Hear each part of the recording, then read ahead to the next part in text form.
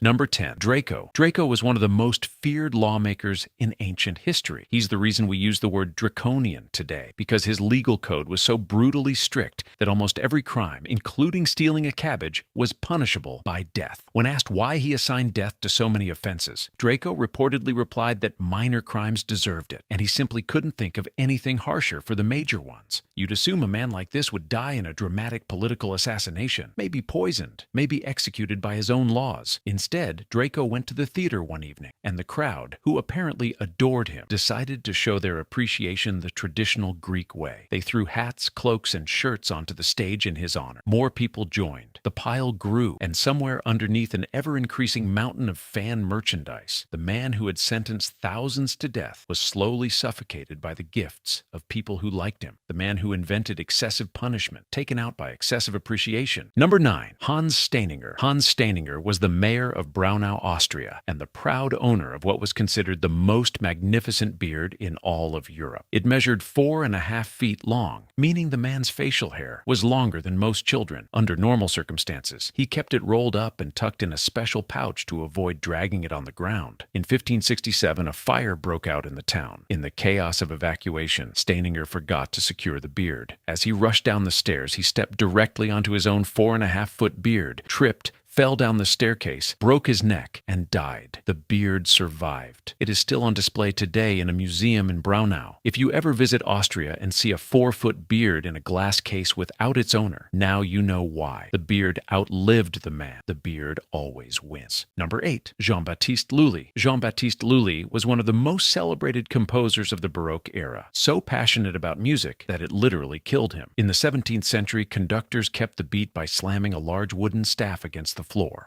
During a performance celebrating King Louis XIV's recovery from surgery, Lully brought the staff down directly onto his own foot. The wound became infected. Gangrene set in. Doctors told him the only solution was amputation. Lully refused because he was a dancer and he refused to live without being able to dance. So he chose gangrene over amputation and died 2 months later from an entirely preventable infection. The piece he was conducting when it happened, written to celebrate someone else's survival of surgery, was the last music he ever performed. The universe has a very specific sense of humor. Number 7. Tycho Brahe. Tycho Brahe was one of the greatest astronomers in history. He had a golden prosthetic nose from a duel. He kept a pet moose. He was, by all accounts, exactly as interesting as a 16th century Danish astronomer should be. His death, however, came from a royal banquet. At a dinner in 1601, his bladder was full, but leaving the table before the host stood up was considered a severe breach of etiquette. Brahe stayed seated through the entire meal. By the time he reached a bathroom, the damage was done. He developed a fatal bladder infection, and 11 days later, one of the greatest minds in the history of science died because he was too polite to excuse himself from dinner. His last recorded words, "Let me not seem to have lived in vain." He hadn't, but he could have lived longer if he'd just gotten up. Number 6. Aeschylus. Aeschylus was the father of Greek tragedy, a man who spent his life writing about the cruelty and absurdity of fate. Fate, it turned out, had been paying attention. He had received a prophecy that he would be killed by a falling object. Being a man who took prophecies seriously, he began spending his days outdoors in open areas, away from buildings that could collapse on him. What he didn't account for was the eagle. Eagles in the region drop tortoises from great heights onto rocks to crack their shells open. One day, an eagle spotted something below, a large, round, shiny object that looked exactly like a rock. It was Aeschylus's bald head. The tortoise fell. Aeschylus died.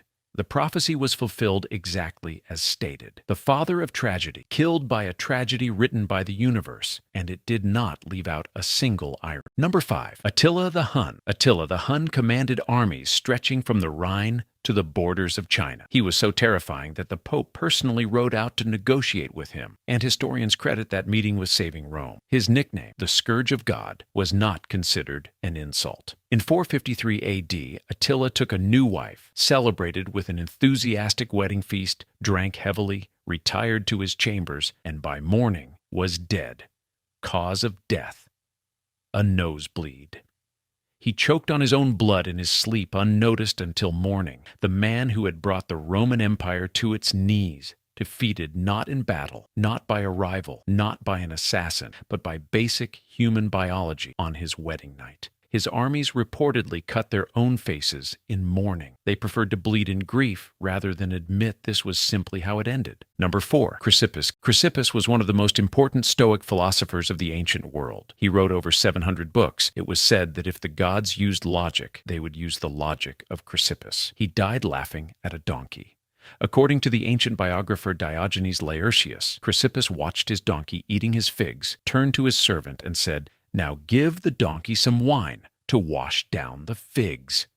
He then found this so extraordinarily funny that he laughed uncontrollably until he died. Modern medicine confirms this is a real phenomenon, fatal cardiac arrest triggered by extreme laughter, but it remains exceptionally rare. His philosophy taught that external events shouldn't disturb your inner peace. His death suggests he took that a little too literally. Number 3. Frau Troffea, the dancing plague. In July of 1518, a woman named Frau Troffea stepped into a street in Strasbourg and began to dance. She didn't stop. She danced for days. Within a week, 34 others had joined her. Within a month, around 400 people were dancing uncontrollably in the summer heat, unable to stop. The authorities concluded the only cure was more dancing, so they hired musicians, cleared a stage, and encouraged the afflicted to continue. Within weeks, people were dying from heart attacks, strokes, and sheer exhaustion, still dancing. No definitive explanation has ever been confirmed. At some point that summer, in a city in France, hundreds of people simply could not stop dancing. Some of them danced until they died, and nobody, then or now, can fully explain why. Number 2. Clement Vallandigham. Clement Vallandigham was a lawyer defending a man accused of murder during a barroom brawl. The prosecution said his client shot the victim deliberately. Vallandigham's defense was that the victim had actually shot himself by accident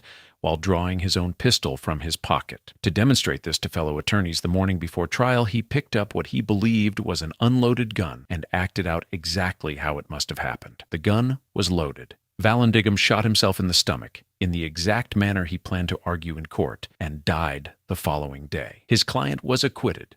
The argument worked. Vallandigham proved his case and paid for it with his life.